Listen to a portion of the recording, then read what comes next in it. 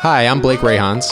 And I'm Stacie Mallon. And you are listening to the Optimized AF podcast. We know life is hard. We're here to make it simple.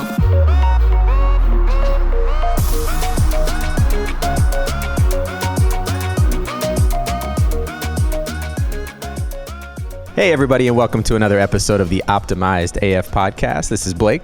And I'm Stacie, and we are at Galvanize today at a co-working space talking about workplace and workplace wellness for 2021 and beyond.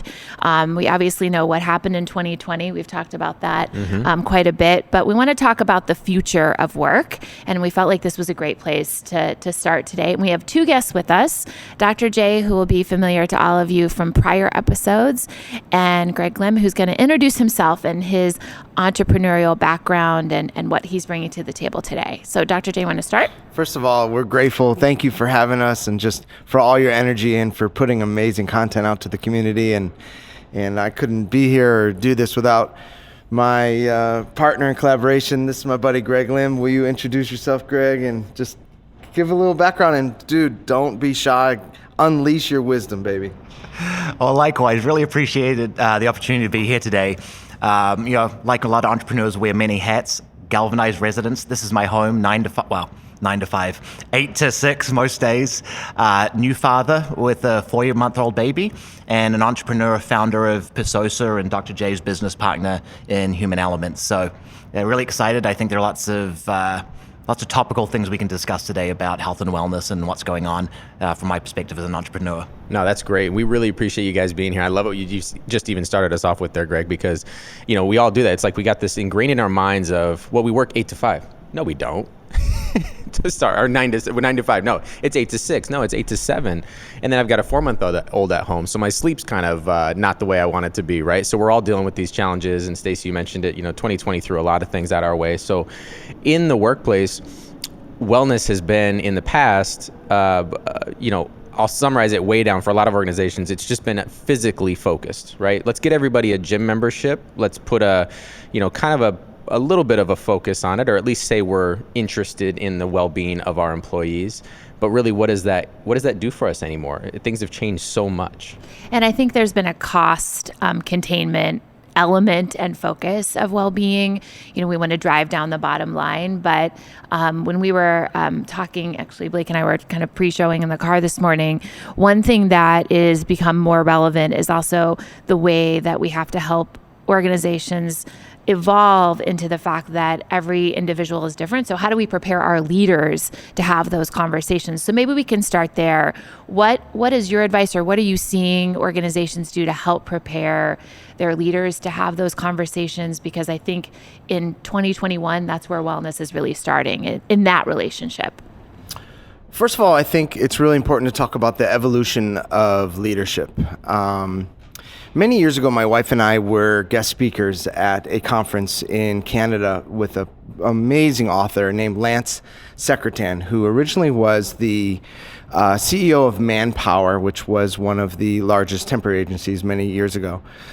And then he really started asking questions about how do we bring spirit and values into the workplace. And he wrote a book called Reclaiming Higher Ground.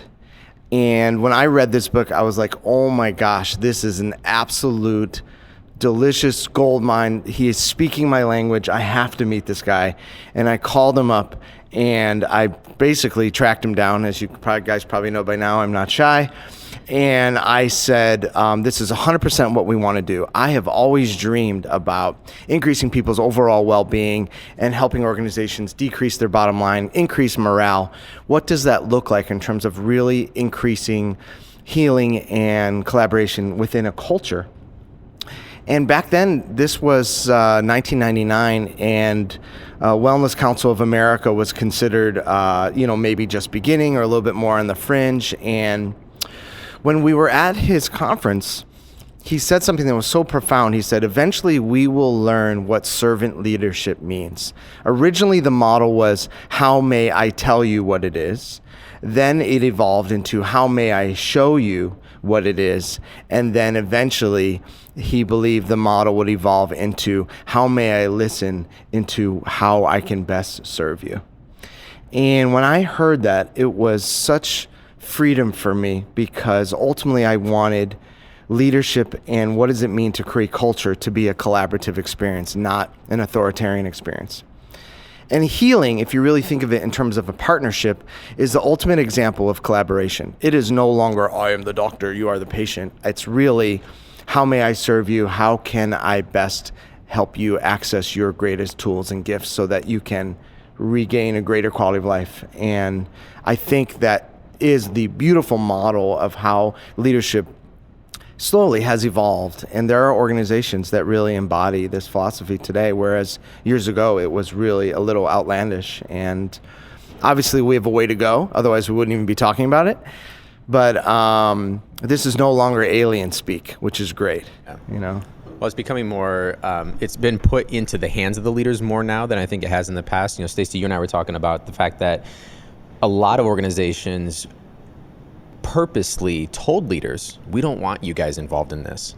You get it down this path with one of your employees, stop the conversation, turn it over to HR. And they go to HR, right? And so we've by the nature of that, we've unprepared or lack of preparation for these leaders who have spent, maybe they're 15 years into their career. Well, they spent the first 14 being told, don't do this. Purposely don't build the toolbox that you'll need to talk to your employees about their mental wellness, their personal lives. You want to keep that at bay, and if it creeps in, shut it down, hand it to HR. And so now you've got this whole group of leaders that are in senior positions at organizations because they're at that middle to tail end of their career. And they're likely in a big way, most of them feeling inadequately prepared for this type of conversation. It's very true. Greg probably could speak to something really powerful. He's been in many meetings with previous organizations where there's probably a lot of pressure on bottom line, and yet I think, Greg, you always had awareness in advance that that's not what it was only about, Yeah, absolutely. I think, I've been really fortunate. My last company was LifeLock here in town. Todd Davis, a lot of people know him in the local community, but our mantra was do what you should, not what you can. And the leadership that we had at that organization really lived that, right? It wasn't just some writing on the wall. And so I think I've been very fortunate that I've had strong, powerful, leaders that are leading by example and doing the right thing for the employee. But specifically to one of the things you said, Dr. J, is I think being a servant leader is actually just listening to your employees. We all see the shift now from physical health in corporations to mental health and wellness. But what is mental health and wellness? Right? I mean, for everyone, it's different. Is it, oh my gosh, I'm spending 24/7 with my spouse, and that's a dramatic shift. I'm homeschooling my children. It's all of those, and I'm running a business, and I haven't seen my friends in 12 months because of COVID. And so I think we have to be very careful to dive into the detail, right? To be a servant leader is to open up that communication with each individual employee. It's not to have a solution. It's not to have a product. You have to have a framework for conversation that allows you to discover at an individual level what is that one issue, those two issues, hopefully it's not 3 or 4 or 5 issues that are really impacting your team, and help them on a case-by-case basis. These have to be personal conversations, because anything short of that really won't get the job done and really be a true servant to your organization. Yeah, I couldn't agree more. We actually talked about this, Stacie, earlier too. We were talking about the fact that wellness, in the way we're talking about it today, is very individual based. You cannot carpet bomb wellness into your organization anymore like they tried to do in the past with just saying, here's a wellness program. Everybody fits into the program. No, it doesn't happen that way. And what you said in there, Greg, is I think you have to genuinely care at an individual level about your people. And take an authentic interest in who they are. And that's a very uncomfortable place, though, for some of these leaders. I mean, if we're being really honest, it's just not in the toolbox of a lot of leaders to really open themselves up and be that. I mean, talk about vulnerability. That's been a topic for years now, but there's a lot of strength in vulnerability. Those two statements alone seem counter, to each other, but they're not. Vulnerability is strength. You break down your own walls. You allow yourself to relate to your people. Well, and talking to my team yesterday, actually, we were talking about this. We did a book club called For the Loyalist Team, which was drafted and written by 4 women that came out of HR. And one thing I said to them was, if we can't be vulnerable, how do we expect our leaders to be vulnerable? And if we're wearing like a badge of honor, I'm on calls, and we say this all the time, right? I'm on calls from 7 o'clock in the morning to 6 o'clock at night. If we're wearing that like a badge of honor, how are we showing up for our leaders that then turn around and really emulate that behavior to their teams? So when you think about that sort of, I don't know if that's a need for validation or whatever that is from a leadership standpoint, what advice would you, what's one of the first things you would tell leaders to do to show up in a more authentic or vulnerable way, or to have those personal conversations? I do some mentoring, and I get to collaborate with an amazing group in town. Their names are ITM. They are an ITM trading company, and they actually are profound experts in helping people learn about physical gold. And the director, his name is Eric, he actually is having lunch, socially distanced, really careful, doing it outside. And he's having lunch with every member of his team and asking them, how can we improve? How are things going for you? And obviously that's not easy when we're talking about organizations with 1,000, 5,000, 10,000 people. But I think about the humility of what that takes, and also the generosity and the connection of saying, you're important to me, and here's an hour of time that we're going to take, and they may connect on how the person's doing personally, if that's appropriate, professionally, how they can improve. So if you take that as an example, and maybe boil that down, I think it's so important for people to really acknowledge maybe they haven't connected, and can they do better in that? Can they be even 5% more approachable, as opposed to possibly having a tremendous wall up? And I think ultimately, gratitude never gets old. And I think it's such an important time, just like all you guys sacrificed early to be able to make this happen, to walk in here at 7:55. And we're grateful for this opportunity. Gratitude never gets old. And I think if you can create a culture of appreciation to let people know we are so grateful for how you're serving, how you're working, what you're giving, and really mean it. I'm not talking about checkbox, like, okay, yay, we did the thank you checkbox. But people can really feel appreciated for the gifts that they're giving. I think it creates a profound opportunity for amazing teamwork and vulnerability, right? If you're coming from a place of gratitude and people get that that's where your heart is, I think it also opens the space for people to be able to say, I'm so even thankful that you are approaching me. I'm uncomfortable saying this, but I feel like I need to bring this up. Did you know X, Y, and Z is happening? I want to do something about it. And I think breaking down the barriers. Look, there's been so much loss in the past year to year and a half. We might as well turn it into a positive and make barriers be something that's lost a little bit too. And maybe one thing that would be helpful, because we talk about gratitude, we've talked about it a lot, actually. Maybe it'd be helpful for everyone to share how I think everybody at this table has a practice of gratitude, but it probably shows up a little bit differently for everyone, the way people do it. Sure. So maybe it'd be helpful to talk about Sure. that, because I think as people hear the concept of, okay, practicing gratitude, but Sure. how does that show up in real life for each of you? Yeah, I think, to jump from what Dr. J said into your question, the link there I see is, for you to be compassionate as a leader and for you to be grateful as a leader, you have to be compassionate and grateful for yourself first. So when we talk about compassion, engaging your employees, it's not going out and I'm going to have lunch or I'm having a conversation. Because if you go back to the office and you model behavior where you're not compassionate for yourself, where you're not finding balance in your own life, with your family, with your work, with all of your other responsibilities, your employees pick that up. Culture is the behavior that your leadership models. It's not what they say. It's not what's on the wall. It's not that one conversation we have once a quarter. And so what I'd really recommend is taking the time to step back before you look at stepping forward to your employees. Am I living what I'm asking my employees to do? Right? Am I taking the time to take care and have compassion for myself? And part of that is that daily gratitude practice. For myself, like most of us, I'm not as good as I would like to be, right? We all strive for perfection, but I think a lot of it is just taking the time a few hours in the morning and at night. Mine's in the morning. If I try to be grateful or meditate at night, I fall asleep. But really just taking a few minutes every morning when I wake up. What am I grateful for? just as much, what am I thankful for? Make sure I express that, because I do it at home with my family, let them know how much I love them, how appreciative of them I am. And then also kind of start planning the day. What am I going to spend my energy and time and focus on? Because we have limited time, but unlimited opportunity, and just try and stay focused so that I still have a bit of balance and energy at the end of the day when I come home on the other end of work. Since January 15th, 1998, I know the exact date because I know how my life changed. 5:17 p.m. I have spent some form of quiet contemplation or meditation or time of gratitude.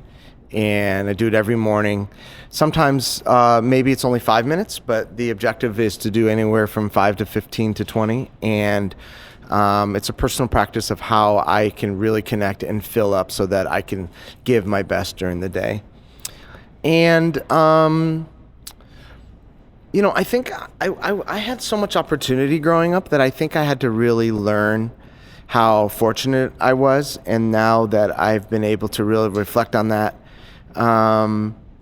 I try to really make it a point to enhance people's lives. I really love figuring out if there's any way that I can uplift or listen or help or give a strategy to or make a connection.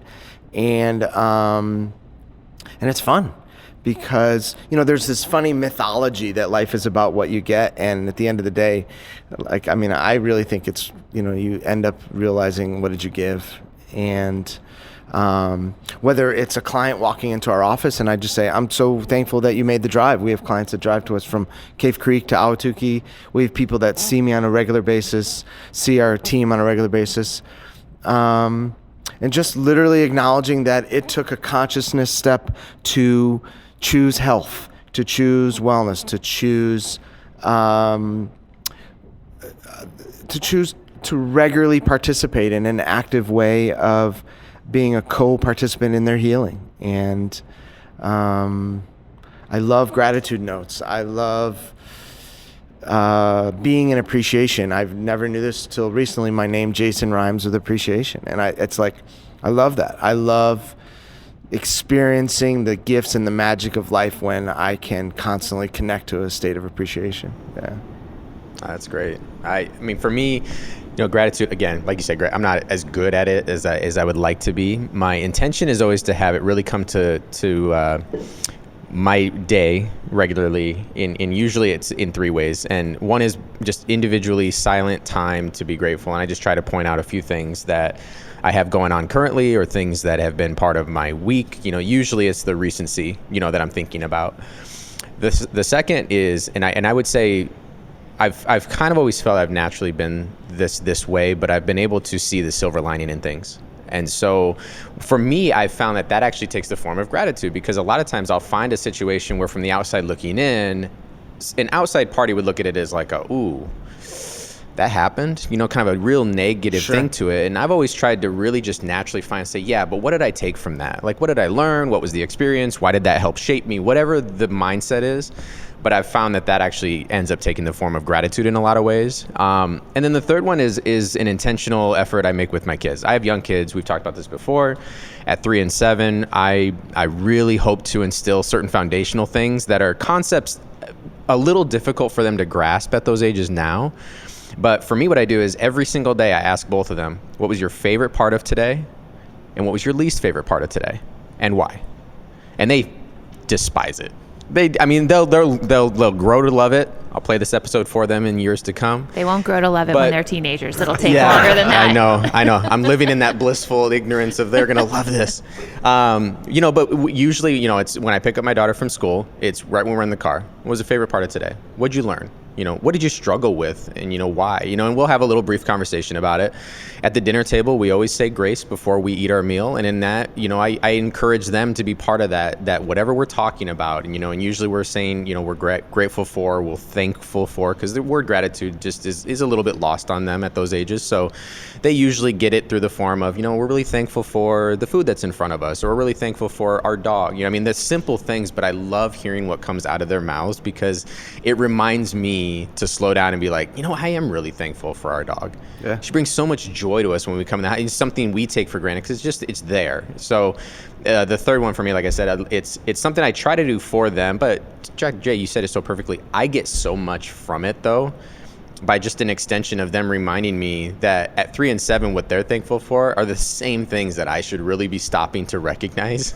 And I think I do an okay job at it, but I could be better. And so that's really what it is for me. I started by journaling, and I had a journal that had a prompt. So that was like the easiest thing to do because it was like an auto trigger. I think always appreciated that practice of gratitude. I wasn't great at it until I found James, and he was so great at it. And I think sometimes having an accountability partner, and maybe that's your spouse or your significant other, and maybe it's someone else, but I think we started pretty early in our relationship telling each other every day what we were grateful for, kind of first thing in the morning, even if we were both headed in opposite directions and we texted each other, being grateful for each other and the other things that we were grateful for. So I think sometimes having that partner and that accountability, just like anything else, creates a greater habit, more ingrained habit, because I think before that I would, do it and then I wouldn't do it. So sometimes it's those are the mechanisms. Greg, you mentioned something about you've been at great organizations and been lucky, and that you've had CEOs, and so have I, that I think have led really by example. But, we do have some CEOs that listen to this show sometimes, or so they've said.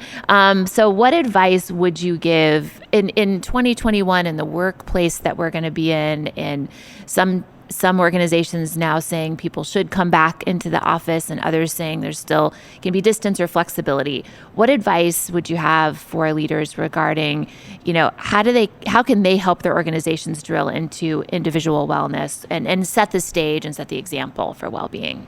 Well, I think we've had both extremes, right? I've had jobs where I'm sitting out front of the CEO's office wearing a suit and tie every single day, and now we're in times of COVID where I'm lucky if I put on pants in the morning and everyone's head shut up, right?